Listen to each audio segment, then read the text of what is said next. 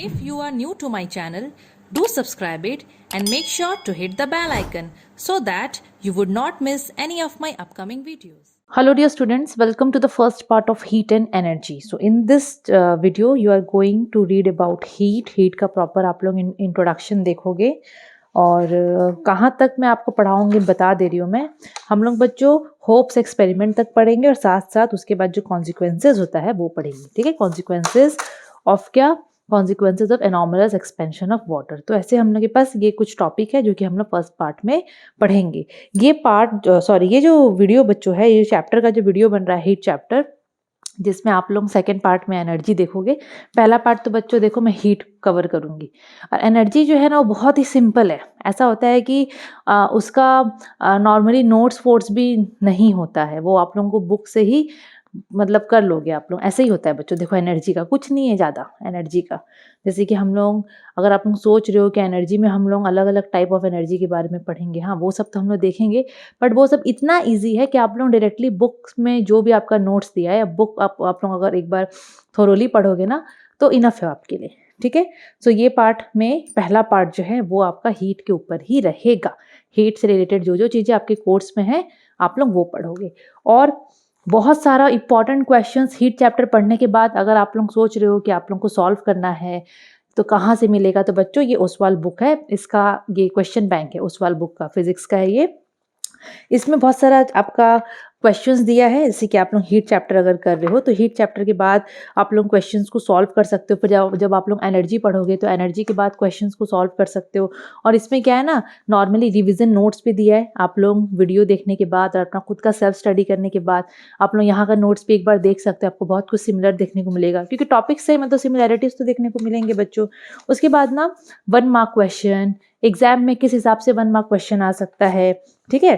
2 marks question, 3 marks question और 4 marks question इस chapter में, इस पार्ट से क्या क्या आ सकता है आप लोगों को ओसवाल बुक्स में देखने को मिलेगा। और हर एक चैप्टर के बाद आप लोगों को सेल्फ असेसमेंट पेपर भी यहाँ पर दिया गया है आप लोगों के लिए, ताकि आप लोग खुद को क्या बोलते हैं, टेस्ट कर सको कि आप लोग कितना पढ़े हो, कितना अच्छे से आप लोग क्लियर हुए हो कॉन्सेप्ट में, ठीक है। तो अगर आप लोगों को ये ओसवाल का बुक खरीदना है, क्वेश्चन बैंक, फिजिक्स का, केमिस्ट्री का, सब में आपको फायदा रहेगा बच्चों। क्योंकि ये ना आप लोगों के स्कूल में जब टीचर्स क्वेश्चन बनाएंगे तो इसके थ्रू बहुत सारा चीज़ें होता है। 1 mark question, 2 marks question, 3 marks question, क्योंकि टीचर्स 1 मार्क 2 मार्क इस हिसाब से देंगे, बोर्ड्स के हिसाब से वो लोग देते हैं। क्योंकि आप लोगों को 9th में पहुंच गए हो, 10th में बोर्ड पेपर है आप लोगों का, तो 9th से ही बच्चों को बोर्ड पैटर्न क्वेश्चन एग्जाम में दिया जाता है। तो इसमें 1 मार्क 2 मार्क इस हिसाब से क्वेश्चन आता है। तो ये बुक आप लोगों को बहुत मदद करेगा उस टाइप से प्रिपेयर करने के लिए। अगर आप लोगों को खरीदना है तो आप लोग डिस्क्रिप्शन बॉक्स में एक लिंक दिया गया है, वहां से आप लोग डायरेक्टली बुक को परचेज कर सकते हो। ओसवाल का कोई भी क्वेश्चन बैंक खरीदना है, कोई भी सब्जेक्ट का, डायरेक्टली आप लोग लिंक में क्लिक करके बुक परचेज कर सकते हो। मैं एक और चीज़ आप लोगों को बता दूं अबाउट योर केमिस्ट्री। देखो बच्चों, आप लोगों को जैसे कि फिजिक्स का ये वीडियो देखने को मिल रहा है ना, केमिस्ट्री का आप लोगों के लिए मैं एक स्पेशल कोर्स बनाई हूँ, केमिस्ट्री मास्टरी कोर्स, ठीक है। वो आप लोगों के लिए क्लास 9 स्टूडेंट्स के लिए है, उसका लिंक भी डिस्क्रिप्शन बॉक्स में है। उसमें आप लोगों को एनरोल करना पड़ेगा। आप लोग एनरोल करोगे तो आप लोगों को वहाँ पर केमिस्ट्री का जितना भी चैप्टर्स है 1 से लेकर 8 चैप्टर तक, ठीक है, प्रैक्टिकल केमिस्ट्री का मैं बात नहीं कर रही हूँ, 1 से लेकर 8 जितने भी चैप्टर्स है आपको सबका वहाँ पर वीडियो मिलेगा। दूसरा, आप लोगों को केमिस्ट्री मास्टरी में जो मैं आप लोगों को पढ़ा रही हूँ वो नॉर्मली ऐसा नहीं है कि एक वीडियो का मतलब एक चैप्टर का मैं नोट्स बना दी पढ़ा दी, नहीं, क्लास 10th के हिसाब से भी प्रिपरेशन करवाया जा रहा है, ठीक है। बहुत सारा चीज़ है बच्चों उसमें, बेसिक से बेसिक चीज़, 10th में 9th का क्या क्या आ सकता है वो सब चीज़ भी उसमें बताया जा रहा है। साथ ही साथ वीकली क्लास हो रहा है, हर हफ्ता हम लोग संडे टू संडे या फिर according to my convenience and students convenience हम लोग क्लास रखते हैं। उसमें बच्चे अपना डाउट क्लियर करते हैं। हम लोग का एक फेसबुक का प्राइवेट ग्रुप भी है जिसमें मैं इंपॉर्टेंट क्वेश्चंस, इंपॉर्टेंट चीज़ों को शेयर करती हूँ। बच्चे वहाँ पर अपना डाउट भी क्लियर कर सकते हैं। एक व्हाट्सएप नंबर भी दिया गया है, उसके थ्रू भी बच्चे अपना डाउट क्लियर करते हैं। और वीकली जो 1 डे का जो क्लास का मैं बात कर रही हूँ, ऐसा बहुत बार होता है कि हम लोग नॉर्मली हफ्ता भर पूरा क्लास खींच लेते हैं। इट डिपेंड्स, टाइम पे डिपेंड करता है, बच्चे लोगों का फ्री है या उनका जो भी वो लोग अपना सेल्फ स्टडी करते हैं उससे अलग से टाइम, ठीक है, हम लोग उसको उस हिसाब से यूज़ करते हैं। तो जो भी है बच्चों, अगर आप लोग अभी तक एनरोल नहीं करे हो तो डिस्क्रिप्शन बॉक्स में लिंक है, वहाँ सारा इन्फॉर्मेशन आपको मिल जाएगा। साथ ही साथ वहाँ से आप एनरोल भी कर सकते हो। बहुत सारे बच्चे कर चुके हैं अभी तक। आप लोग अगर इंटरेस्टेड हो तो आप लोग भी कर सकते हो। Now without wasting any time let's get started with the video. Okay, heat and energy. तो हम लोग इसमें हीट के बारे में पढ़ेंगे। हीट होता क्या है बच्चों? अगर नॉर्मली आप लोग अपना ऐसे हाथ को ऐसे रब करो, जैसे पाम्स को, तो ऐसे मैं रब करी, थोड़ा देर और अच्छे से कर लेती हूँ तो मेरा गर्म हो गया। ये आप लोग अपने गाल में लगा के देखना, एकदम गरम गरम लगता है। ठंड में हम लोग ऐसे ही तो करते हैं, ठंड लगता है तो ऐसे ऐसे करते हैं, फिर अपने गाल में लगाते हैं, ठीक है। या फिर आप लोग माइंड करना, कोई भी तार से अगर इलेक्ट्रिक करंट पास होता है तो वो तार भी गर्म हो जाता है, होता है कि नहीं? आप लोग चार्जर ही देख लो। आप लोग जब अपने फ़ोन को चार्ज करते हो, बैटरी जब आप लोगों का लो हो जाता है, चार्ज करने के बाद क्या होता है, आपका फ़ोन छूओगे तो गर्म हो जाता है, हीट वहाँ प्रोड्यूस होता है, ठीक है। तो हीट क्या है? एक फॉर्म ऑफ एनर्जी है। जैसे कि आप लोग साउंड चैप्टर पढ़े हो, साउंड एक फॉर्म ऑफ एनर्जी है। जो लाइट है जिसके थ्रू मुझे दिख रहा है यहाँ पर क्या लिखा है, वो एक फॉर्म ऑफ एनर्जी है ना। वैसे ही हीट बच्चों होता है फॉर्म ऑफ एनर्जी, जो कि एक नॉन मैटर होता है, ठीक है। अब नॉर्मली अगर मैं बात करूँ ये हीट एनर्जी का, तो इसको मैं डिफाइन कैसे करूँगी? तो heat energy mainly internal energy of molecules constituting a body. एक बॉडी है, जैसे कि सपोज कोई भी बॉडी आप लोग ले लो, जैसे कि मैं एग्जांपल इसको ले रही हूँ या मैं अपने हाथ को ले रही हूँ, जिसको भी आप लोग ले लो, ठीक है। उसके अंदर में मॉलिक्यूल्स, अब इसके अंदर में बहुत सारे मॉलिक्यूल्स है, तो वो मॉलिक्यूल्स का जो इंटरनल एनर्जी है, ये मॉलिक्यूल्स के अंदर में जो एनर्जी प्रेजेंट है, जो इंटरनल एनर्जी प्रेजेंट है, उसको हम लोग बोलते हैं हीट। तो हीट होता है एक बॉडी के अंदर में जो मॉलिक्यूल्स होता है उसका इंटरनल एनर्जी, उसका इंटरनल एनर्जी की वो कितना इंटरनल एनर्जी उसके अंदर है, उसको हम लोग बोलेंगे हीट। इंटरनल एनर्जी का मतलब kinetic energy plus potential energy, ये दो एनर्जी का कॉम्बिनेशन को हम लोग बोलते हैं क्या? इंटरनल एनर्जी, ठीक है। एक बॉडी के अंदर जो मॉलिक्यूल्स है उनके पास कितना इंटरनल एनर्जी है, दैट फॉर्म्स व्हाट? हीट, उसको हम बोलते हैं हीट। इंटरनल एनर्जी का मतलब combination of two kinds of energy, that is kinetic and potential. अगर मैं बात करूंगी मॉलिक्यूल्स का काइनेटिक एनर्जी और पोटेंशियल एनर्जी का, तो बच्चों जैसे कि काइनेटिक एनर्जी का मैं बात की, तो जो मॉलिक्यूल्स होते हैं, एक मिनट, ओके। अब जो मॉलिक्यूल्स होते हैं वो लोग मोशन में रहेंगे कि नहीं रहेंगे, जैसा भी वो लोग मोशन करें। कोई भी मॉलिक्यूल को आप लोग ले लो, एक बॉडी के अंदर जो मॉलिक्यूल्स होते हैं, अब वो लोग जो थोड़ा बहुत भी मोशन करते हैं, ठीक है, मोशन करते हैं तो उनके पास आ जाता है काइनेटिक एनर्जी।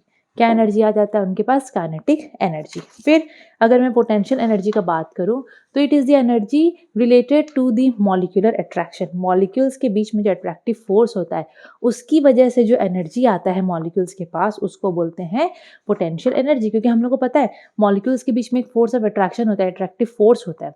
तो अट्रैक्टिव फोर्स की वजह से मॉलिक्यूल के बीच में जो एनर्जी रहता है उसको हम लोग बोलते हैं पोटेंशियल एनर्जी। और काइनेटिक एनर्जी का मतलब मॉलिक्यूल्स के मोशन की वजह से होता है बच्चों काइनेटिक एनर्जी। क्लियर? सो हीट एनर्जी का मतलब एक बॉडी में जो मॉलिक्यूल्स प्रेजेंट है उसके अंदर में जो इंटरनल एनर्जी है उसको हम लोग बोलेंगे हीट एनर्जी। इंटरनल एनर्जी मतलब kinetic energy and potential energy. Kinetic energy मतलब मोशन की वजह से जो एनर्जी आएगा, अब मॉलिक्यूल्स मूव करेंगे, मोशन में आएंगे, तो उनके पास जो एनर्जी आएगा उसको बोलेंगे काइनेटिक एनर्जी। और पोटेंशियल एनर्जी का मतलब मॉलिक्यूल्स के बीच में एक फोर्स ऑफ अट्रैक्शन होता है, उसको हम लोग बोलेंगे, उस एनर्जी को हम लोग बोलेंगे पोटेंशियल एनर्जी। अब एक बहुत इंपॉर्टेंट पॉइंट, अगर आप लोग कोई भी सब्सटेंस का टेम्परेचर बढ़ाओगे, कोई भी सब्सटेंस को हीट करोगे, क्या करोगे? हीट करोगे। हीट करोगे तो बच्चों टेम्परेचर बढ़ेगा, ठीक है। टेम्परेचर अगर बढ़ेगा तो वो लोग मॉलिक्यूल्स लोग मोशन में आएंगे कि नहीं, मूवमेंट करेंगे इधर उधर इधर उधर, डेफिनेटली करेंगे, तो उनका काइनेटिक एनर्जी वहाँ पर बढ़ जाएगा, ठीक है। जब मॉलिक्यूल्स लोग इधर उधर मूव करते हैं तो उनके बीच में जो फोर्स ऑफ अट्रैक्शन है वो कम होता रहता है, क्योंकि अब मॉलिक्यूल्स इधर उधर भाग रहे हैं, तो उनके बीच में जो फोर्स ऑफ अट्रैक्शन है जो उनको बांध के रखता है वो कम हो रहा है, क्योंकि उन्होंने तो भाग रहे हैं हाथ छुड़ा के, अट्रैक्शन वाला फोर्स को छुड़ा के, तो पोटेंशियल एनर्जी वहाँ पर कम हो जाता है। लेकिन अगर मैं कोई भी ऑब्जेक्ट को ठंडा करूँगी तो याद रखना, कभी भी आप लोग कोई भी ऑब्जेक्ट को कूल करते हो, टेम्परेचर कम कर दोगे।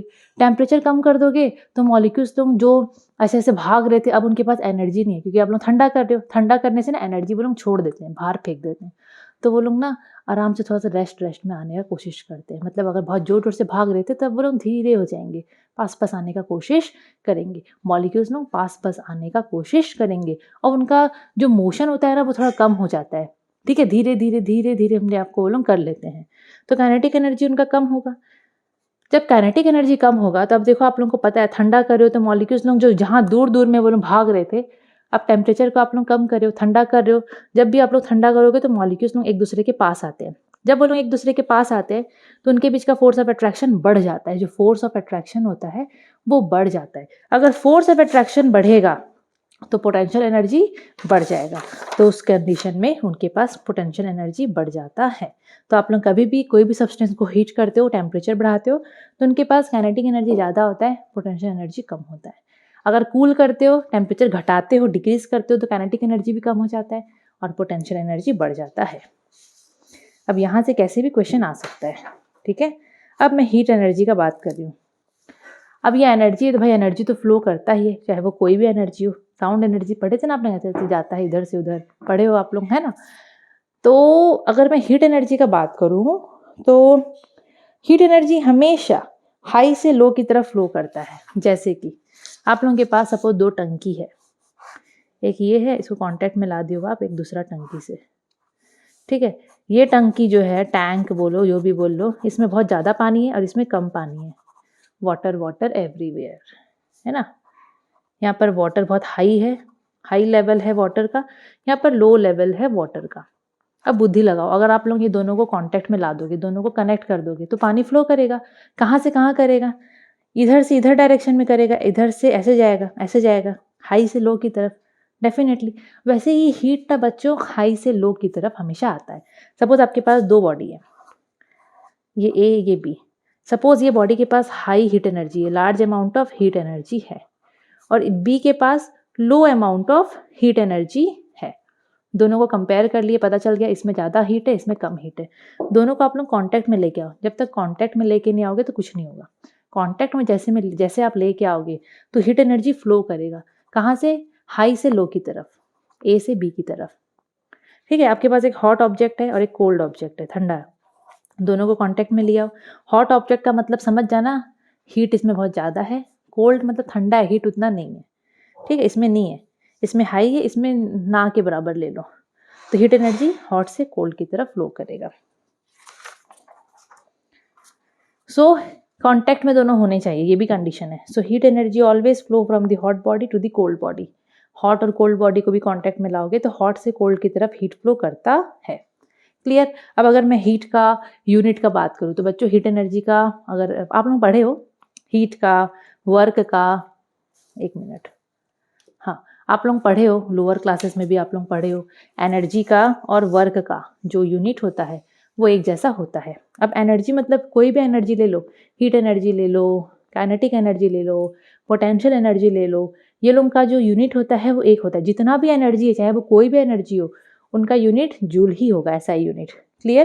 तो यहाँ पर हीट एनर्जी का एसआई यूनिट का बात कर रहा है तो वो हो जाएगा बच्चों जूल, जिसको आप लोग कैपिटल जे करके लिखते हो। सो एसआई यूनिट को हमेशा हम लोग जूल लिखते हैं बच्चों। जूल आप लोग ऐसे लिखना, उसका जो सिंबल होता है वो कैपिटल जे लिखना। और जो सीजीएस यूनिट होता है हीट एनर्जी का या एनर्जी का, वो होता है बच्चों अर्क, ठीक है। अब ये जूल और अर्क, एसआई यूनिट और सीजीएस यूनिट कैसे रिलेटेड है? So 1 joule is always equal to 10⁻⁷ erg, ठीक है, 10⁻⁷ अर्क। इसको थोड़ा याद रखना। अगर मैं कुछ और यूनिट्स का बात करूँ हीट का, क्योंकि हीट के बहुत सारे यूनिट्स होते हैं, एसआई चलो, एसआई और सीजीएस चलो नॉर्मली ये हो गया। अब जो अदर यूनिट्स है हीट के, उसमें एक हो गया कैलोरी, जिसको आप लोग CAL करके लिखोगे। दूसरा है किलो कैलोरी, और ये दोनों एक दूसरे से कैसे रिलेटेड है? जैसे 1 kg 1000 ग्राम होता है, जैसे kg और ग्राम रिलेटेड होते हैं, वैसे kilo calorie and calorie related होते हैं। 1 किलो कैलोरी होता है 1000 कैलोरीज, ठीक है। अच्छा, अब ये भी इंपॉर्टेंट है, ये आपके कोर्स में है, इंपॉर्टेंट करके लिखा हुआ है। अब मैं कंपेयर करूंगी कैलोरी को जूल के साथ, किलो कैलोरी को जूल के साथ, तो कितना क्या होता है? 1 कैलोरी बच्चों आप लोग 4.186 जूल लिख सकते हो, या फिर that is equivalent to 4.2 joule, ठीक है। दोनों याद रखना। 1 कैलोरी 4.2 जूल होता है, ठीक है। 1 किलो कैलोरी 4200 जूल होता है। 1 जूल कितना कैलोरी? 0.24 कैलोरी। ये सब चीज़ों को याद रखना पड़ेगा आपको। ओके, अब बात करते हैं टेम्परेचर का। अब बच्चों टेम्परेचर आप लोगों को पता है क्या होता है? टेम्परेचर को हम लोग थर्मोमीटर में नापते हैं ना। थर्मोमीटर से आप लोग जो चीज़ को नापोगे, जिस चीज़ को थर्मोमीटर से नापा जाता है उसको हम लोग बोलते हैं टेम्परेचर। क्लियर। अब जैसे कि आप लोगों का भी जब बुखार उखार हो जाता है तो थर्मोमीटर डालते हैं ना मुंह में और टेम्परेचर नाप लेते हैं। अब कोविड के समय तो भाई थर्मोमीटर का कुछ था नहीं, सिर के ऊपर में ऐसे करके वो दबाते थे और उससे टेम्परेचर नाप लिया जाता था। तो टाइम के साथ अलग अलग टाइप का थर्मोमीटर आ रहा है बच्चों। तो टेम्परेचर जो होता है ना, वो हम लोग किस में नापते हैं? थर्मोमीटर में नापते हैं। तो टेम्परेचर एक ऐसा क्वांटिटी है, मेन अब डिफाइन कैसे करोगे टेम्परेचर? अब जैसे कि आप लोग लोअर क्लासेस में तो ये डेफिनेशन देखे हो कि temperature is the measure of degree of hotness और coldness of a body. Degree of hotness और कोल्डनेस मतलब एक बॉडी में कितना हीट है, नॉर्मली वैसे पता चल जाता है, ठीक है। Major of degree of hotness, कोई चीज कितना गर्म है ना, कितना ठंडा है, मतलब हम लोग उसको मेजर कर सकते हैं। मतलब वही होता है टेम्परेचर।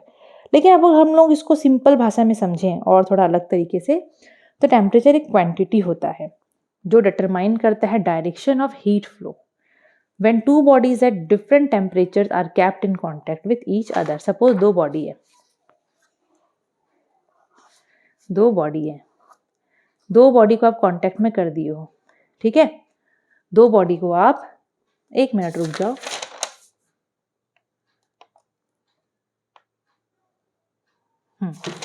सपोज दो बॉडी है, ए और बी करके आप लोग नाम दे दो, और दो बॉडी का अलग अलग टेम्परेचर है, और आप लोग यहाँ पर क्या करोगे, उसको आप लोग कनेक्ट कर दिए हो। सो temperature is what? It is the quantity. ये एक ऐसा चीज होता है जो डिटरमाइन करता है direction of heat flow, heat कहाँ से कहाँ फ्लो कर रहा है, उससे हम लोग को टेम्परेचर का पता चल जाता है, ठीक है। सपोज हीट ए से बी की तरफ फ्लो किया तो मतलब ए का हाई टेम्परेचर है और इसका लो टेम्परेचर है। अगर बी से ए की तरफ करेगा तो पक्का बी का हाई टेम्परेचर होगा और इसका लो टेम्परेचर होगा। सो temperature is what? Temperature is a quantity जो डिटरमाइन करता है the direction of heat flow. वो हीट फ्लो का हम लोगों को डायरेक्शन बताता है। कब? जब आप दो बॉडी आप लोग लिए हो अलग अलग टेम्परेचर का, जब आप उसे कांटेक्ट में लाओगे तो जिस डायरेक्शन में हीट फ्लो होगा हम लोग को पता चल जाएगा, जहाँ से मतलब अगर इधर से इधर हो रहा है तो इस बॉडी का हाई टेम्परेचर है, दूसरे का लो टेम्परेचर है, ठीक है। अब जैसे यहाँ एग्जाम्पल देखो, दो बॉडी है अलग अलग टेम्परेचर है, ठीक है। आप लोग उसको कॉन्टैक्ट में ला दी तो आप लोग देखिए हीट इधर से इधर फ्लो हो रहा है, दैट मीन्स इसका टेम्परेचर ज़्यादा है, इसका टेम्परेचर कम है। क्लियर?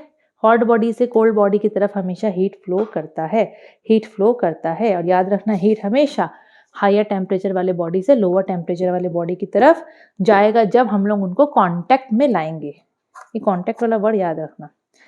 अभी इसका एसआई यूनिट क्या होता है, और उससे पहले हम लोग इसको नापते हैं किसमें? थर्मोमीटर में नापते हैं। किसमें? थर्मोमीटर में, जो आप लोगों को पता है, ठीक है। टेम्परेचर को नापने के बाद आप लोग क्या लिखते हो? कुछ ऐसे डिग्री सेल्सियस ऐसे करके लिखते हो ना, जैसे कि आप लोग केमिस्ट्री में ही पढ़े होंगे। जैसे कि मैं लिखूंगी 2 केल्विन या 200 केल्विन या फिर 37 डिग्री सेल्सियस, तो ये सब टेम्परेचर है। जब भी हम टेम्परेचर को मेजर करते हैं तो पीछे में यूनिट लगाते हैं। तो टेम्परेचर का मेन जो एसआई यूनिट होता है वो होता है बच्चों केल्विन। सो एसआई यूनिट जो होता है टेम्परेचर का वो होता है केल्विन, जिसमें हम लोग जब नाम लिखेंगे केल्विन का तो के छोटा लिखेंगे, और जब सिंबल देंगे तो के को बड़ा लिखेंगे। और जो अलग अलग कॉमन यूनिट्स होते हैं टेम्परेचर का वो होता है डिग्री सेल्सियस और एक होता है डिग्री फ़ारेनहाइट, ठीक है। अब कुछ कुछ कन्वर्जन टाइप क्वेश्चन आ सकता है ये फॉर्मूला से रिलेटेड। अब ये कोई नया फॉर्मूला नहीं है आप लोगों के लिए, आप लोग पहले भी पढ़े हो। इसमें आप लोगों को पता चल रहा है कि केल्विन और डिग्री सेल्सियस कैसे रिलेटेड है और आप लोग कैसे एक को दूसरे में कन्वर्ट कर सकते हो। अगर आप लोगों को टेम्परेचर बच्चों डिग्री सेल्सियस में दिया है, जैसे कि दिया है 20 डिग्री सेल्सियस, 20 डिग्री सेल्सियस, बोलेगा इसको केल्विन में बदलो कि 20 डिग्री सेल्सियस कितना केल्विन होता है। फॉर्मूला है, अगर टेम्परेचर को केल्विन में बदलना है तो फॉर्मूला है जो भी डिग्री सेल्सियस दिया है वो प्लस 273, ठीक है। तो आप लोग इस फॉर्मूला की मदद से डिग्री सेल्सियस को केल्विन में कन्वर्ट कर सकते हो। तो कर लो, यहाँ 20 प्लस 273 तो ये हो जाएगा 293, दैट मीन्स 20 डिग्री सेल्सियस होता है 293 केल्विन। और इसका उल्टा, अगर टेम्परेचर आप लोगों को दिया है 200 केल्विन, बोलेगा उसको बदलो डिग्री सेल्सियस में, तो डिग्री सेल्सियस में बदलना है तो फॉर्मूला है K माइनस 273।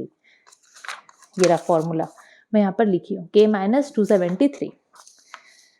सो जो भी K में केल्विन में जो भी वैल्यू दिया उसको लिख देना माइनस 273। सो फॉर्मूला में आप लोग डालोगे अगर तो 200 माइनस 273, ये आएगा माइनस 73। तो इसका जो आंसर हो जाएगा वो हो जाएगा 200 kelvin is equal to -73 degree kelvin, sorry degree celsius. Celsius में हम लोग डिग्री लगाते हैं, केल्विन में हम लोग डिग्री नहीं लगाते हैं। क्लियर? ओके, सिंपल सा चीज़ है। अब आपके कोर्स में है thermal expansion. Thermal expansion, thermal expansion क्या होता है बच्चों? आप लोग 6-7 क्लास में पढ़े हो। आप लोग कोई भी ऑब्जेक्ट को जब हीट करोगे ना, थर्मल का मतलब क्या होता है? हीट होता है ना, हीट। एक्सपेंशन का मतलब होता है फैलना।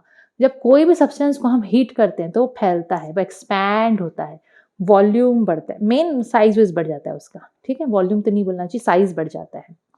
सो थर्मल एक्सपेंशन, थर्मल की वजह से जो एक्सपेंशन होता है, हीट की वजह से जो एक्सपेंशन होता है, उसको हम लोग बोलते हैं थर्मल एक्सपेंशन।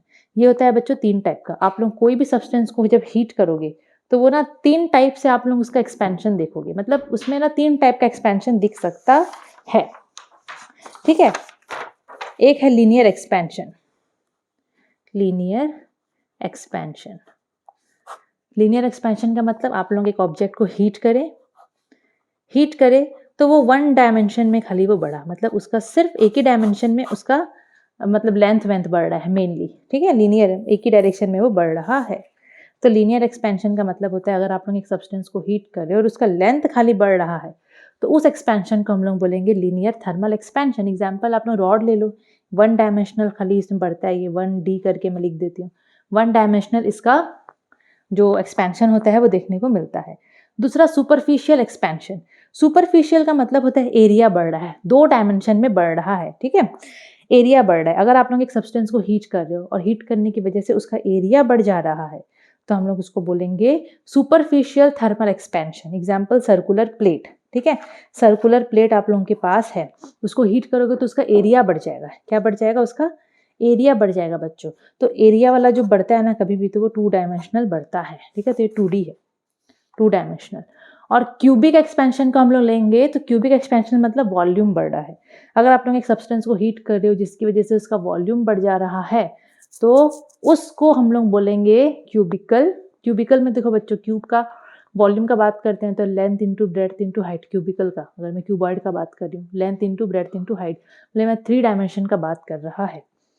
तो क्यूबिकल एक्सपेंशन में लिक्विड एंड गैस को ले लो, तो लिक्विड और गैस जो है वो लोग हमेशा क्यूबिकल एक्सपेंशन दिखाते हैं, लेकिन जो सॉलिड्स होता है वो कोई भी एक्सपेंशन दिखा सकता है सॉलिड, लेकिन लिक्विड और गैस क्यूबिकल एक्सपेंशन दिखाएंगे, उनमें मेनली वॉल्यूम बढ़ता है।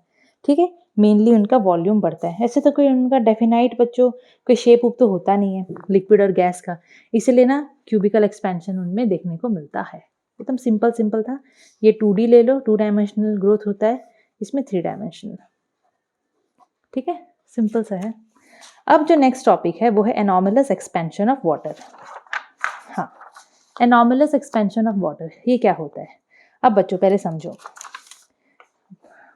यहाँ देखो। अब जैसे कि हम लोगों के पास, अब जैसे यहाँ एग्जाम्पल देखो। अब आप लोगों को मैं नॉर्मल सा चीज़ बताती हूँ। आप लोगों को पता है कोई भी ऑब्जेक्ट को आप हीट करोगे, कोई भी ऑब्जेक्ट को हीट करने से क्या होता है? वो एक्सपैंड होता है। क्या होता है? एक्सपैंड, फैलता है। और जब भी आप लोग कूल करोगे तो वो क्या बोलते हैं? कॉन्ट्रैक्ट करता है। एक्सपैंड का मतलब होता है फैलना, कॉन्ट्रैक्ट का मतलब होता है सिकुड़ना। ठीक है, एक्सपैंड करेगा क्योंकि आप लोग हीट कर रहे हो, आप लोग टेम्परेचर को बढ़ा रहे हो तो वॉल्यूम बढ़ता है। ये भी समझ लो, टेम्परेचर को बढ़ाते हो तो वॉल्यूम बढ़ता है। और अगर कोई भी चीज़ एक्सपैंड करता है, कोई भी चीज़ अगर गर्म करते हो आप तो उसका वॉल्यूम बढ़ता है, तो उसका डेंसिटी कम होता है। तो उसका डेंसिटी कम होता है, क्योंकि वॉल्यूम और डेंसिटी का उल्टा रिलेशन है। अगर वॉल्यूम बढ़ेगा तो डेंसिटी कम होगा। और ठंडा करते हो तो हर चीज़ कॉन्ट्रैक्ट होता है, सिकुड़ता है, ऐसे सिमटता है, वो सिकुड़ता है। ठीक है, मतलब कूल कर रहे हो मतलब टेम्परेचर कम कर रहे हो, टेम्परेचर कम करोगे तो भाई वॉल्यूम भी कम हो जाएगा। ठीक है, अगर वॉल्यूम कम होगा तो डेंसिटी बढ़ेगा। ये चीज़ हम लोग को पता है नॉर्मली। कोई भी चीज़ को आप लोग गर्म करोगे तो वो एक्सपैंड होगा और उसका डेंसिटी कम होगा, हल्का हो जाएगा वो। तभी तो गर्म हवा ऊपर भागता है कि नहीं? ठंडा हवा नीचे आता है, क्योंकि गर्म हवा का डेंसिटी कम होता है, हल्का हो जाता है वो। और ठंडा करने से वो भारी हो जाता है, इसलिए ठंडा हवा नीचे रहता है। ठीक है, ओके। अभी पानी के साथ थोड़ा अलग होता है। वाटर का थोड़ा अलग सा यूनिक बिहेवियर है जिसको हम लोग बोलते हैं एनॉमलस बिहेवियर। एनॉमलस बिहेवियर कैसे? अब पानी को आप लोग ले लो, आप लोग पानी को सपोज ठंडा कर रहे हो, सपोज कूल कर रहे हो, सपोज पानी का टेम्परेचर है 10 डिग्री सेल्सियस। ये आपके पास एक पानी है जिसका टेम्परेचर है 10 डिग्री सेल्सियस।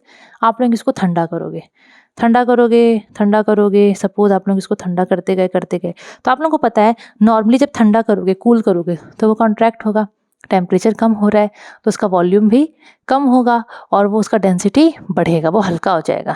नॉर्मली यही होता है ना, पानी को आप लोग कूल करोगे 10 से उसको कम करके 9, 8, 5, 4, सपोज आप लोग उसको ठंडा कर रहे हो तो आप लोग देख रहे हो ठंडा करने से वो पानी का टेम्परेचर कम हो रहा है, ठंडा टेम्परेचर कम हो रहा है डेफिनेटली ना, वो 9, 8 में बदल रहा है टेम्परेचर, वॉल्यूम कम हो रहा है। और आप लोग देखिए उसका डेंसिटी भी, डेंसिटी को मैं ऐसे रो करके सिंबल दे रही हूँ, पीको भी बोलते हैं इसको, ठीक है, डेंसिटी उसका बढ़ रहा है।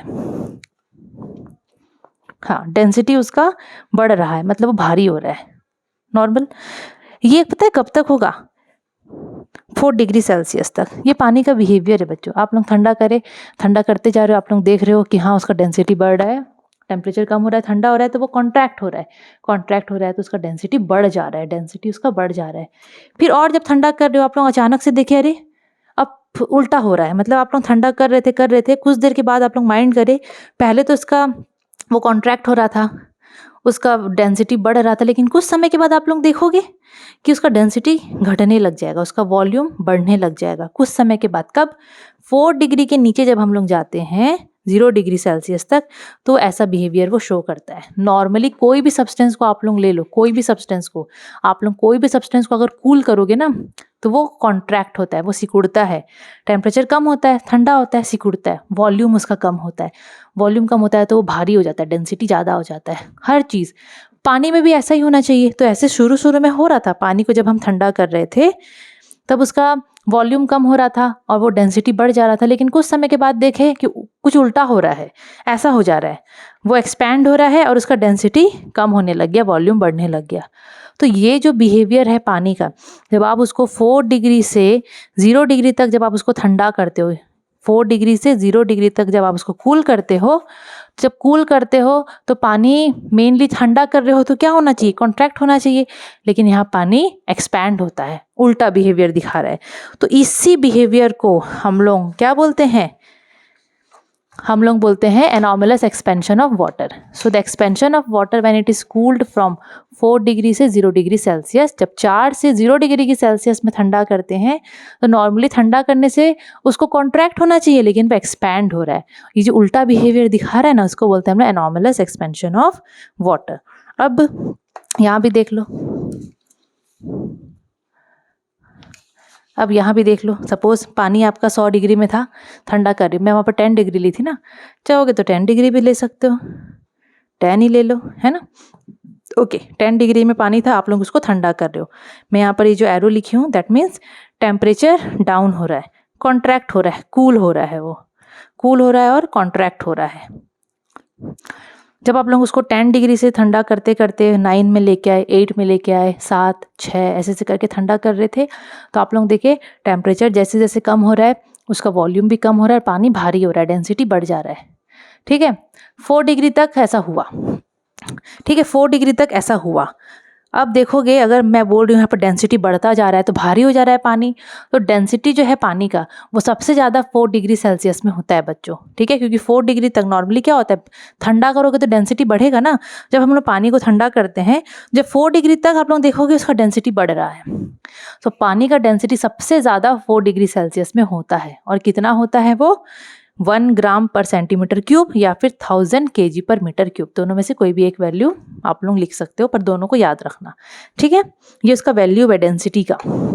लेकिन फिर और टेम्परेचर को जब आप लोग और 4 से और कम करोगे, जब पानी को और ठंडा करोगे, जब 4 से और नीचे नीचे टेम्परेचर जाएगा, जब नीचे नीचे टेम्परेचर जाएगा तो आप लोग क्या देखोगे, अब जो नॉर्मली पानी को ये बिहेवियर शो करना चाहिए कि वॉल्यूम कम, कि उसको कॉन्ट्रैक्ट होना चाहिए और उसका डेंसिटी बढ़ाना चाहिए, 4 से नीचे जब जाओगे तो देखोगे अरे भाई वो एक्सपैंड हो रहा है, ठंडा हो रहा है, नो डाउट कूल हो रहा है वो, लेकिन वो एक्सपैंड हो रहा है, वो फैल रहा है। फैल रहा है मतलब वॉल्यूम बढ़ रहा है, और वॉल्यूम बढ़ेगा तो डेंसिटी कम हो जाएगा। ये होता है अप टू 0 डिग्री सेल्सियस तक। तो इसी जो बिहेवियर है, ये जो expansion of water from 4 degree Celsius to 0 degree Celsius, इसको हम लोग बोलते हैं anomalous expansion of water. Anomalous expansion of water बोलते हैं। क्लियर। अब हम लोग देखेंगे कुछ इसका ग्राफ, जिसमें हम लोग टेम्परेचर और वॉल्यूम का रिलेशन निकाल रहे हैं पहला में, और दूसरा में टेम्परेचर और डेंसिटी का रिलेशन निकाल रहे हैं।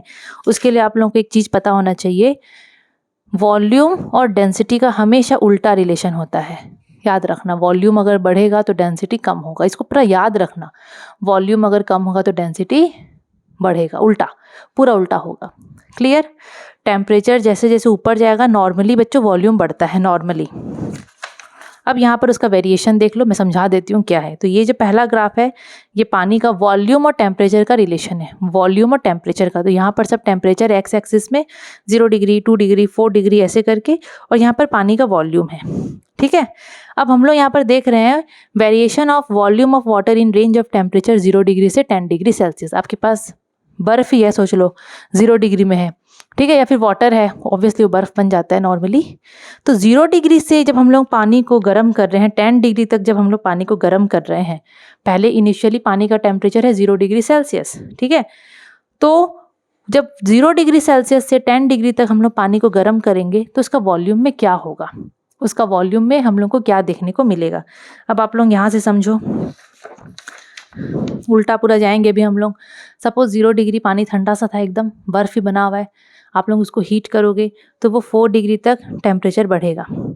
अब जैसे आप लोग ठंडा कर रहे थे, जो देखने को मिल रहा था, अब उसका आप लोगों को उल्टा देखने को मिलेगा। अब आप लोग उसको गर्म कर रहे हो, आप लोग उसको गर्म कर रहे हो। पहले क्या पढ़े थे, जब 4 से 0 डिग्री तक आएंगे तो वॉल्यूम बढ़ता है, डेंसिटी कम होता है। अभी आप लोग उसको गर्म कर रहे हो, गर्म कर रहे हो, दैट मीन्स 0 से 4 डिग्री तक आप लोग अभी जाओगे, गर्म करोगे।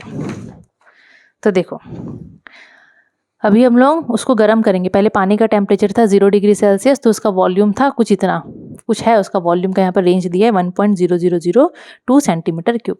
जब हम लोग उसको गर्म करेंगे, टेम्परेचर बढ़ा रहे हैं, गर्म कर रहे हैं, ठीक है, 0 से 4 डिग्री तक आप लोग क्या देखोगे, 0 डिग्री से 4 डिग्री तक उसका वॉल्यूम कम होगा, वॉल्यूम कम होगा। क्यों वॉल्यूम कम होगा, क्योंकि यहाँ पर आप लोग क्या पढ़े थे, जब हम लोग उसको ठंडा कर रहे थे, 4 से 0 में ला रहे थे, तो वॉल्यूम उसका बढ़ रहा था।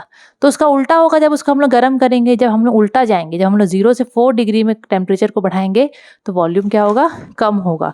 तो देखो वॉल्यूम कम होते होते आ रहा है, वॉल्यूम कम होते होते आ रहा है। और एक और बात यहाँ पर बता दूँ आपको, यहाँ पर जो मैं लिखी हूँ ना, अच्छा ये पॉइंट तो बोलना ही भूल गई मैं वही चीज़ अभी बोल रही थी। आप लोग यहाँ क्या पढ़े थे, पानी को जब ठंडा करते हो नॉर्मली आप लोग, तो उसका डेंसिटी बढ़ता है क्योंकि वॉल्यूम कम होता रहता है। तो 4 डिग्री सेल्सियस में सबसे ज़्यादा डेंसिटी होता है पानी का, कितना, 1000 kg पर मीटर क्यूब या फिर 1 ग्राम पर सेंटीमीटर क्यूब। अगर 4 डिग्री सेल्सियस में डेंसिटी सबसे ज़्यादा है, मैक्सिमम है, तो वॉल्यूम सबसे मिनिमम होगा। वॉल्यूम क्या होगा, मिनिमम होगा। 4 डिग्री सेल्सियस में पानी का वॉल्यूम सबसे मिनिमम होता है। इसीलिए देखो 0 से जब 4 में हम लोग इसको गर्म करेंगे तो इसका वॉल्यूम पहले घटेगा घटेगा घटेगा और सबसे मिनिमम हो जाएगा 4 डिग्री सेल्सियस में। जब 4 डिग्री में आएगा टेम्परेचर तो पानी का वॉल्यूम सबसे कम होगा, क्योंकि यहाँ पर ये वॉल्यूम का बात कर रहा है, तो वॉल्यूम सबसे मिनिमम होगा। देखो झुक झुक के गया, डिक्रीज हो रहा है वॉल्यूम का वैल्यू, एक नीचे नीचे गिर रहा है, मतलब वॉल्यूम का वैल्यू कम हो रहा है। और 4 डिग्री में सबसे कम होगा, लेकिन फिर 4 डिग्री के बाद आप लोग उसको गर्म करो, अब वो नॉर्मल बिहेवियर शो करेगा। अब आप लोग पानी को गर्म करोगे, कोई भी चीज़ को गर्म करते हो, अब 4 डिग्री के बाद का बात हो रहा है, अब कोई टेंशन नहीं है। अब आप लोग कोई भी चीज़ को गर्म करते हो तो फैलता है, उसका वॉल्यूम बढ़ेगा। तो अब देखो ये वॉल्यूम का लकीर एकदम ऊपर ऊपर उठने लग गया। क्लियर। दैट मीन्स यहाँ पर जब आप लोग 0 डिग्री से 4 डिग्री तक जब आप लोग उसको हीट करने लगे तो आप लोग देखिए यहाँ वॉल्यूम कम होने लग गया। नॉर्मली हीट करते हैं तो वॉल्यूम बढ़ता है, लेकिन भाई 0 से 4 डिग्री के बीच का बड़ा नाटक है, पानी का बहुत यूनिक बिहेवियर शो करता है। हीट करोगे तो वॉल्यूम कम होगा, लेकिन 4 के अबव अब वॉल्यूम बढ़ने लग जाएगा। क्लियर। तो ये आपका वॉल्यूम और टेम्परेचर का ऐसा रिलेशन है। वैसे ही अगर आप लोग देखोगे डेंसिटी और टेम्परेचर का क्या रिलेशन है, तो भाई 4 डिग्री में पानी का डेंसिटी सबसे ज़्यादा रहता है, 4 डिग्री सेल्सियस में। अब सपोज़ पानी 0 डिग्री सेल्सियस में है, बर्फ़ ही बना हुआ है सपोज़, वो आप लोग उसको हीट करोगे तो यहाँ पर वही उल्टा शो करेगा। 0 डिग्री सेल्सियस से 4 डिग्री सेल्सियस तक आप लोग क्या कर रहे हो, हीट कर रहे हो। हीट कर रहे थे तो क्या देख रहे थे भाई, वॉल्यूम कम हो रहा है, क्योंकि नॉर्मली वॉल्यूम बढ़ना चाहिए लेकिन पानी है ये, और 0 से 4 के बीच में वो हमेशा उल्टा रिलेशन दिखाएगा। वॉल्यूम कम होगा, वॉल्यूम कम होगा तो डेंसिटी क्या होगा बच्चों, बढ़ता जाएगा। तो 0 से 4 तक जब आप लोग पहुंचोगे ना तो देखोगे 0 से शुरू करे थे, 4 तक जाने तक डेंसिटी एकदम बढ़ जाता है। 4 तक जाने तक डेंसिटी एकदम बढ़ जाता है। इसे देखो, डेंसिटी बढ़ता गया 4 तक पहुंचोगे तो सबसे मैक्सिमम डेंसिटी होता है वाटर का 4 डिग्री सेल्सियस में, पीछे आप लोगों को मैं बताई थी। फिर फर्दर जब आप लोग उसको और गर्म करोगे 4 डिग्री से, और जब ऊपर ऊपर जाएगा इसका टेम्परेचर, फिर 4 के ऊपर जब आप लोग उसको हीट करोगे तो अब नॉर्मल बिहेवियर दिखाएगा। जब आप लोग 4 से ऊपर हीट करोगे तो वॉल्यूम बढ़ना चाहिए, ऑब्वियसली बढ़ेगा, लेकिन डेंसिटी कम होगा, इसीलिए ये नीचे नीचे आ रहा है। अब डेंसिटी कम होता जा रहा है, ये डेंसिटी है, डेंसिटी को शो कर रहा है। 4 डिग्री तक जब तक आप लोग पहुँचे डेंसिटी बढ़ा, उसके बाद वो कम होता जाएगा। तो बहुत ही सिंपल सा ये ग्राफ है जो कि आप लोगों को एग्जाम में बनाने ज़रूर से आएगा। अब आप लोग ये जो एनॉमलस बिहेवियर वाटर का देख रहे हो, इसके लिए ना एक होप एक्सपेरिमेंट किया गया, और ये जो अपैरेटस है इसको बोलते हैं होप अपैरेटस। एक अपैरेटस बनाया गया 1805 में, एक साइंटिस्ट थे टीसी होप, वो ये सिंपल सा अरेंजमेंट करे, इस टाइप का अपैरेटस बनाए जिसको वो होप अपैरेटस बोले। ये अपैरेटस से हम लोग समझेंगे एनॉमलस एक्सपेंशन ऑफ वाटर। ये पानी जो अपना इस टाइप का यूनिक बिहेवियर दिखा रहा है, वो ये एक्सपेरिमेंट से हम लोग समझ सकते हैं। तो उसके लिए वो क्या किए, एक तो सिलेंडर लिए, ये मेटेलिक सिलेंडर है, बीच में एक तो ट्रफ लगा दिए ये ट्रफ में freezing mixture of ice and salt, बर्फ और आइस का मिक्सचर को यहाँ पर रख दिए। ये जो मेटेलिक सिलेंडर है, सो ये मेटल सिलेंडर में क्या किए हैं, नॉर्मल वाटर यहाँ पर हम लोग डाल दिए हैं। ये सिलेंडर के ऊपर तरफ और नीचे तरफ एक होल जैसा था जिसमें हम लोग यहाँ पर 2 थर्मोमीटर्स अटैच करेंगे। ये पहला थर्मोमीटर है T1, दूसरा थर्मोमीटर है T2। ये पानी जो है वो रूम टेम्परेचर में, सपोज इसका टेम्परेचर है 15 डिग्री सेल्सियस, या कोई भी रूम टेम्परेचर आप लोग ले लो, 15 ले लो या 10 ले लो, चलो 10 ही ले लो, ठीक है। रूम टेम्परेचर में ये आपका क्या बोलते हैं, ये वाटर है। बीच में हम लोग क्या लिए, एक ट्रफ में freezing mixture of ice and salt डाल दिए हैं। अब हम लोग क्या देखेंगे यहाँ पर, पहले देखो इसका ऑब्जर्वेशन क्या होगा, फिर हम लोग इसका रीज़न देखेंगे क्या है क्या नहीं है, वो हम लोग इसमें देखेंगे। सबसे पहले आप लोग देखोगे कि ये जो दोनों थर्मोमीटर है, क्योंकि थर्मोमीटर तो रीडिंग करेगा टेम्परेचर का, पहले देखोगे दोनों थर्मोमीटर में सेम रीडिंग आ रहा है, क्योंकि नॉर्मल जो पानी हम लोग लिए हैं रूम टेम्परेचर वाला 10-10 डिग्री दोनों में आप लोगों को देखने को मिलेगा। क्योंकि तुरंत से तो भाई ये ठंडा तो नहीं करेगा ना, ये बर्फ़ और नमक का जो मिक्सचर लियो तुरंत से तो वो ठंडा नहीं कर देगा पानी को, टाइम लगेगा ना, क्योंकि ये हीट खींचता है, समझ में आया, हीट खींचता है अपने सराउंडिंग से। इसके सराउंडिंग में पानी है तो पानी से ये हीट खींचेगा, फिर ये पानी को ठंडा करेगा। तो इनिशियली दोनों जो थर्मोमीटर है T1 T2 उसका टेम्परेचर सेम रहेगा। फिर थोड़ा देर के बाद आप लोग देखोगे first the temperature recorded by lower thermometer, नीचे वाला थर्मोमीटर जो है T2, देखोगे कि उसका टेम्परेचर धीरे धीरे गिर रहा है, and finally it becomes steady at 4 degrees Celsius while the temperature recorded in upper thermometer T1 remains unchanged। फिर आप लोग क्या देखोगे, सबसे पहले जो नीचे वाला थर्मोमीटर है इसका टेम्परेचर घटेगा, 10 डिग्री शो कर रहा था पहले, जो यहाँ पर आप लोग रूम टेम्परेचर वाला पानी लिए थे। धीरे धीरे करके देखोगे इसका टेम्परेचर घटेगा घटेगा कम कम होके डिक्रीज होते होते 4 डिग्री में पहुँच जाएगा, रुक जाएगा, और ऊपर वाला में कोई चेंजेस नहीं आएगा तब तक, ठीक है, ऊपर वाले में कोई चेंजेस नहीं आएगा। फिर कुछ समय के बाद देखोगे कि नीचे वाला तो रुक गया है और ऊपर वाले का टेम्परेचर अब गिरना शुरू हो गया है।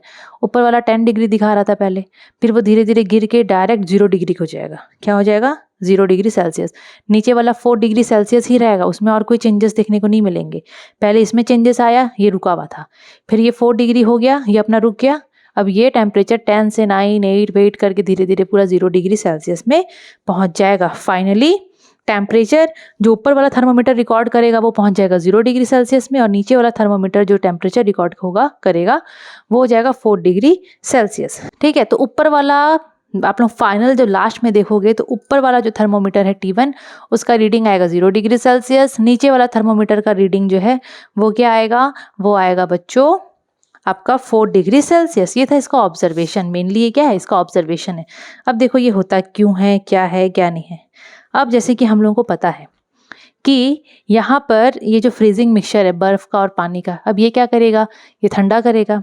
तो ये नॉर्मली इधर में जो भी पानी प्रेजेंट है, यहाँ पर जो भी पानी प्रेजेंट है, ये उसको कर देगा ठंडा।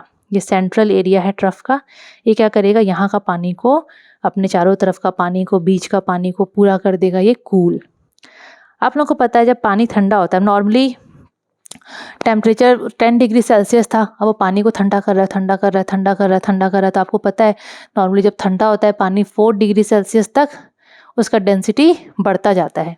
तो जब यहाँ का पानी जब ठंडा हो रहा था, तो अब आपको पता है जो ठंडा पानी रहता है वो भारी रहता है, डेंसिटी ज़्यादा रहता है ठंडा पानी का।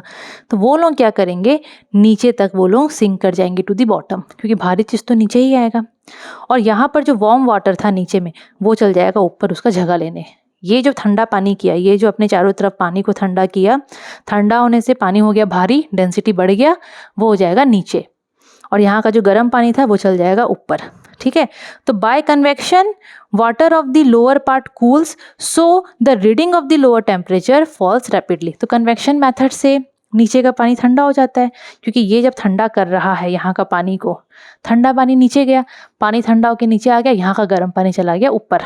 ऐसे करते करते क्या हो गया, यहाँ का पूरा जो पानी था, जो भी जितना भी पानी ठंडा हो रहे थे, वो लोग नीचे आते गए, गर्म पानी ऊपर जाता रहा, क्योंकि भारी थे बोल के नीचे आते रहे। और टेम्परेचर आप लोग, और इवेंचुअली ड्यू टू कन्वेक्शन क्या हो जाएगा, लोअर पार्ट का पूरा पानी हो जाएगा बच्चों ठंडा। और टेम्परेचर इसीलिए धीरे धीरे डिक्रीज होकर 4 डिग्री तक पहुंचता है। 4 डिग्री तक मैं इसलिए बोल रही हूँ क्योंकि पानी का जो बिहेवियर आपको पता है, पानी को जब आप लोग ठंडा करोगे नॉर्मल टेम्परेचर से 4 डिग्री सेल्सियस तक, उसका डेंसिटी बढ़ता है, क्योंकि वो कॉन्ट्रैक्ट होता है ठंडा होने से, भारी हो जाता है, डेंसिटी उसका बढ़ जाता है। डेंसिटी बढ़ जाता है तो वो नीचे आएगा, भारी आएगा। इसीलिए यहाँ जो पानी ठंडा हो रहे थे, ठंडा होते होते वो नीचे आ रहे थे, यहाँ का गर्म पानी ऊपर जा रहा था। नीचे आ रहे हैं मतलब सब समझ लो 4 डिग्री तक वो पहुँचा नहीं है, 4 डिग्री तक वो पहुंचा नहीं है, या फिर 4 तक वो नॉर्मली पहुंच गया है और नीचे टेम्परेचर नहीं जा रहा है, तभी तो नीचे आ रहे हैं, क्योंकि 4 डिग्री तक ही पानी नीचे आएंगे। वो लोग भारी रहते हैं, डेंसिटी उनका ज़्यादा रहता है। तो इस चक्कर में नीचे का पूरा पानी हो जाएगा ठंडा, और जो नीचे वाला जो थर्मोमीटर है T2, उसका रीडिंग दिखाएगा आपका 4 डिग्री सेल्सियस। लेकिन ऊपर का टेम्परेचर नॉर्मल रहेगा, जो पहले था 10 डिग्री वैसा ही रहेगा, जो भी नॉर्मल टेम्परेचर है वही रहेगा। ठीक है, क्योंकि यहाँ का सब गर्म पानी ऊपर चला गया। अब गर्म का मतलब ऐसा नहीं कि एकदम हॉट वाटर, इसके कंपैरिजन तो गर्म ही है ना। 10 डिग्री और 4 डिग्री में भाई होता तो है डिफरेंस, है कि नहीं है, समझ में आया। तो ऊपर वाला जो थर्मोमीटर है उसमें कोई चेंजेस नहीं दिखाएगा। क्यों? क्योंकि यहाँ पर ना टेम्परेचर बदल रहा है ना डेंसिटी बदल रहा है। क्लियर?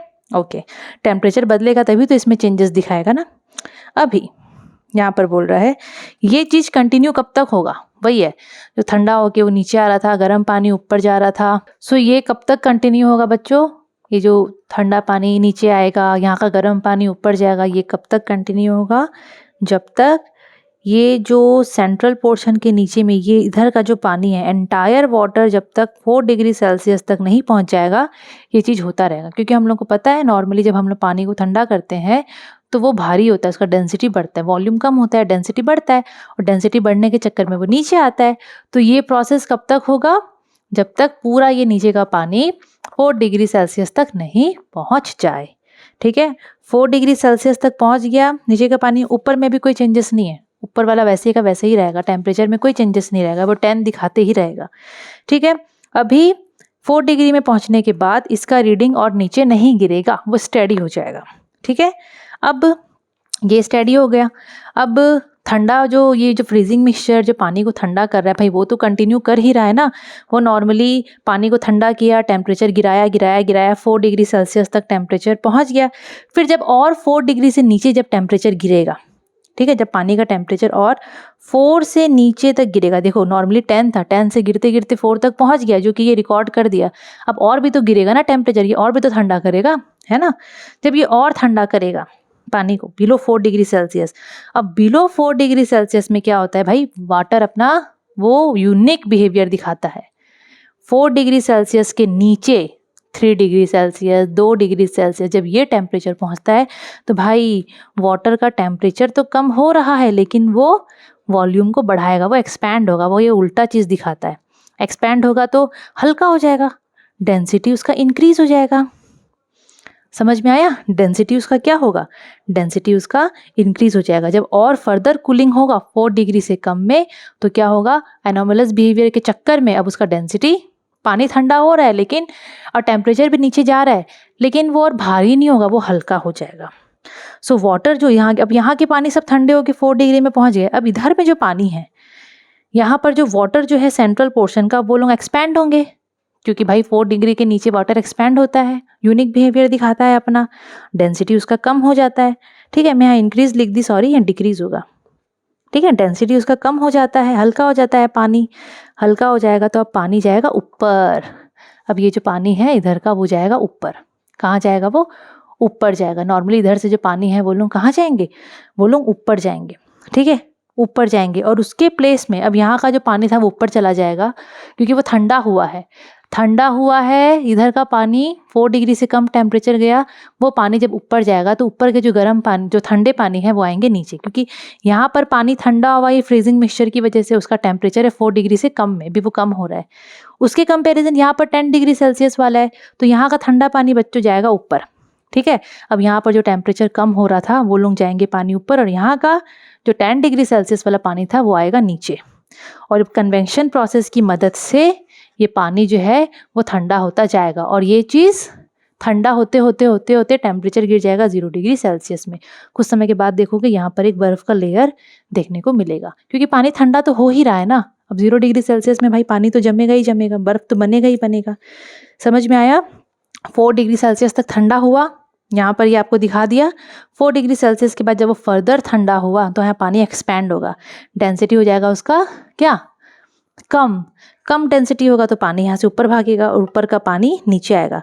तो कन्वेक्शन प्रोसेस की वजह से ये जो पानी है सेंट्रल पोर्शन के ऊपर का, ये पूरा हो जाएगा ठंडा। तो ऊपर का थर्मोमीटर का रीडिंग आप लोग देखोगे तो वो डायरेक्ट 0 से गिर के 10 डिग्री से गिर के 0 तक आ जाएगा, और नीचे वाला वैसा का वैसा 4 डिग्री सेल्सियस रहेगा। समझ में आया? नीचे का वैसा 4 डिग्री सेल्सियस में रहेगा। तो ऊपर में आ जाएगा 0 डिग्री सेल्सियस, नीचे का 4 डिग्री सेल्सियस। नीचे का क्या रहेगा? 4 डिग्री सेल्सियस। क्लियर? और हम लोग को ये नॉर्मली पता है कि 4 डिग्री सेल्सियस में पानी का डेंसिटी मैक्सिमम रहता है, बहुत ज़्यादा रहता है। ठीक है, इसलिए तो भारी भारी चीज़ एकदम नीचे है। भारी पानी रहता है, 4 डिग्री सेल्सियस है उसका टेम्परेचर, तो वो एकदम नीचे नीचे में है। तो ये हूप्स एपैरेटस है, और होप बोल रही हूँ यार मैं, होप एपैरेटस है ये, और होप जो थे ये एक्सपेरिमेंट करके वो वाटर का ये बिहेवियर को डेमोन्स्ट्रेट किए थे। अभी इसका जो कॉन्सिक्वेंसेज है वो क्या है? Consequences of anomalous expansion of water. देखो, अब नॉर्मली वाटर का ये बिहेवियर की वजह से, जब जो एकदम ठंडा ठंडा कोल्ड कंट्रीज़ होता है, जहाँ पर विंटर में एक्सट्रीम एकदम बहुत ठंड पड़ जाता है, तो वहाँ पर क्या है ना, वाटर सरफेस भी जम जाता है। देखना, सब चीज़ जम जाता है, बर्फ़ में बदल जाता है वाटर बॉडीज़। तो वहाँ पर पूरा पानी नहीं जमता है, ऊपर का जो पानी है, जो समुद्र है या जो भी है, जो नदी उदी है, वहाँ का ऊपर का लेयर वहाँ पर जम जाता है, ऊपर का लेयर बर्फ़ बन जाता है, लेकिन नीचे में पानी रहता है। अगर पूरा ही पानी जम जाता है इतना ठंड में, तो एक्वेटिक लाइफ सब जम जाते हैं ना, जो नीचे नीचे में पूरा पानी के जम जाते हैं, एक्वेटिक लाइफ मर जाते, सोच लो। लेकिन ऐसा नहीं होता है। तो ये एनॉमलस एक्सपेंशन ऑफ वाटर की वजह से एक्वेटिक लाइफ बच जाते हैं। ठीक है, तो इसका एक कॉन्सिक्वेंसेज है। नॉर्मली क्या होता है, अब जैसे कि मैं ना, देखो मैं कॉन्साइज से बताती हूँ, कॉन्साइज में, क्योंकि बहुत अच्छे से दिया है इसके बारे में। हाँ, अब यहाँ पर आप लोग इसको देखो। अब जैसे यहाँ लिखा है, fishes survive in ponds even when the atmospheric temperature is well below 0 degree celsius. जब एकदम एक्सट्रीम ठंड पड़ता है, 0 से भी नीचे टेम्परेचर चला गया है, माइनस में पहुँच गया है, फिर भी एक्वेटिक लाइफ जो होते हैं, मछली वछली जो तालाब में रहती है, वो लोग बच जाती है, पानी पूरा नहीं जमता है। तो ये क्यों होता है? अब जैसे कि सपोज धीरे धीरे पानी वाला टेम्परेचर डाउन हो रहा है। ठीक है, टेम्परेचर डाउन हो रहा है, ये पानी है, सपोज टेम्परेचर डाउन हो रहा है। अब टेम्परेचर कम होगा, सपोज पानी का टेम्परेचर था पहले 20 डिग्री सेल्सियस, टेम्परेचर कम हुआ, पानी का नहीं, एनवायरनमेंट का टेम्परेचर था, पानी का भी नॉर्मल था। जब टेम्परेचर कम होगा तो भाई पानी का टेम्परेचर भी कम होगा। और सपोज पानी का टेम्परेचर 20 डिग्री सेल्सियस था, ठंड की वजह से टेम्परेचर कम होगा, टेम्परेचर कम होगा तो पानी कॉन्ट्रैक्ट होगा, जो नॉर्मली होता है, डेंसिटी क्या हो जाएगा? बढ़ जाएगा। तो ये कब तक होगा? टिल 4 डिग्री सेल्सियस तक, ठीक है। व्हेन टेम्परेचर डिक्रीजेस, जो टॉप लेयर होता है वाटर का, ये लोग कॉन्ट्रैक्ट होंगे, यहाँ पर जो पानी है भारी बन जाएंगे क्योंकि उनका डेंसिटी बढ़ता रहेगा। भारी बनने के चक्कर में वो टॉप लेयर जो ठंडा हो गया है वो जाएंगे नीचे। जब ये ठंडा पानी नीचे आएगा तो गर्म पानी ऊपर जाएगा, तो ये सर्कुलेशन होता रहेगा कब तक, जब तक 4 डिग्री सेल्सियस तक पानी का टेम्परेचर नहीं पहुंच जाएगा, ठीक है। अभी जब और टेम्परेचर डिक्रीज होगा, सपोज पानी का टेम्परेचर पहुंच गया है 4 डिग्री सेल्सियस सपोज, अब जब टेम्परेचर और डिक्रीज हुआ, टेम्परेचर जब और डिक्रीज होगा तब उल्टा बिहेवियर पानी का शो होगा। टेम्परेचर कम हो रहा है लेकिन वो एक्सपैंड हो रहा है, एक्सपैंड हो रहा है तो वॉल्यूम डेंसिटी उसका कम हो जाएगा, डेंसिटी डिक्रीज हो जाता है, हल्का हो गया, अब वो नीचे नहीं जाएगा, अब वो ऊपर में ही रहेगा। पानी लेस टेंस है, अब वो ऊपर में ही रहेगा और 4 डिग्री के नीचे नीचे फिर टेम्परेचर जाएगा और जब 0 डिग्री पहुंचेगा तो ऊपर का लेयर 0 डिग्री सेल्सियस आइस बन जाएगा, ठीक है। ऊपर का लेयर आइस बन जाएगा, ठीक है। ऊपर का आइस बन गया लेकिन नीचे में 4 degree Celsius, 3 degree Celsius, 2 degree Celsius इस टाइप का डिग्री में पानी रहेगा। टेम्परेचर नीचे का इतना रहेगा कि एनिमल सर्वाइव कर सके, खाली ऊपर का जो लेयर है वो बर्फ बन जाएगा। क्लियर? तो ऐसे वो जो एनिमल्स है वो लोग सर्वाइव कर पाते हैं। चाहोगे तो इसका स्क्रीनशॉट ले लो। क्लियर? एक और है, जैसे मैं यहाँ पर लिखी हूँ, इसका नॉर्मली एकदम अलग टाइप से मैं लिखती हूँ थोड़ा, कि यहाँ पर टेम्परेचर जो है वो 0 डिग्री से नीचे चला गया, नीचे नीचे गया तो क्या हुआ बच्चों, जब टेम्परेचर नीचे गया, जो जस्ट मैं भी समझाई हूँ आपको, टेम्परेचर नीचे नीचे गया, ठंडा हुआ पानी, उसका डेंसिटी बढ़ गया, तो पानी जो ठंडा हो गया था वो नीचे गया, गर्म पानी ऊपर गया, फिर ठंडा हुआ वो नीचे आया, तो ऐसे ऐसे करके पूरा पानी ठंडा हो जाएगा टिल 4 डिग्री सेल्सियस तक जब वो पहुंचेगा, ऐसा होगा। 4 के नीचे जाएगा तो भाई वाटर अपना एनॉमलस बिहेवियर दिखाएगा, जिसकी वजह से उसका डेंसिटी कम रहेगा। डेंसिटी कम रहेगा तो और पानी हल्का है, जो भी पानी है वो और नीचे जाएगा नहीं, तो वो ऊपर ऊपर ही रहेगा। टेम्परेचर जैसे जैसे कम होगा, 0 तक पहुंचेगा तो बर्फ़ बन जाएगा। बर्फ़ बन जाएगा तो ऊपर का ही लेयर खाली बर्फ़ बनता है, लेकिन नीचे नीचे जाओगे तो आपको वहाँ पर एनिमल्स देखने को मिलेंगे, क्योंकि नीचे का टेम्परेचर 0 डिग्री नहीं होता है। नीचे से ऊपर जाओगे तो टेम्परेचर आपको इस टाइप से मिलेगा, नीचे 4 है, 3 है, 2 है, 1 है, इस टाइप से, ठीक है। तो यहाँ पर मैं वही चीज़ लिखी हूँ। वैसे ही वही लाइक जब बहुत ज़्यादा एक्सट्रीम सीवियर विंटर पड़ता है तो कोल्ड कंट्रीज़ में जो वाटर पाइप होते हैं ना वो बर्स्ट हो जाते हैं, वो भी इसी वजह से होता है। अब पाइप के अंदर में पानी लोग प्रेजेंट है, ठीक है, पानी है। 4 डिग्री के नीचे जब टेम्परेचर जाता है, 4 डिग्री के नीचे जाएगा तो पानी एक्सपैंड होता है। एक्सपैंड होने के चक्कर में वो लोग पाइप का वॉल में प्रेशर मारते हैं, जिसकी वजह से पाइप फट जाता है, ठीक है। तो anomalous expansion of water is responsible for the bursting of water pipelines during cold winter nights. Clear? पहला पार्ट आपका हो गया खत्म, जिसमें हम लोग नॉर्मली हीट के बारे में पढ़े हैं। सेकेंड पार्ट है आपका एनर्जी के बारे में, जो कि मैं एक छोटा सा वीडियो बनाऊंगी। मैं ऐसे कोई प्रॉपर नोट्स नहीं बनाऊंगी, मैं बुक से ही आप लोगों को डायरेक्टली समझा दूंगी। वीडियो अच्छा लगा तो लाइक शेयर सब्सक्राइब ज़रूर से कर देना। Thank you.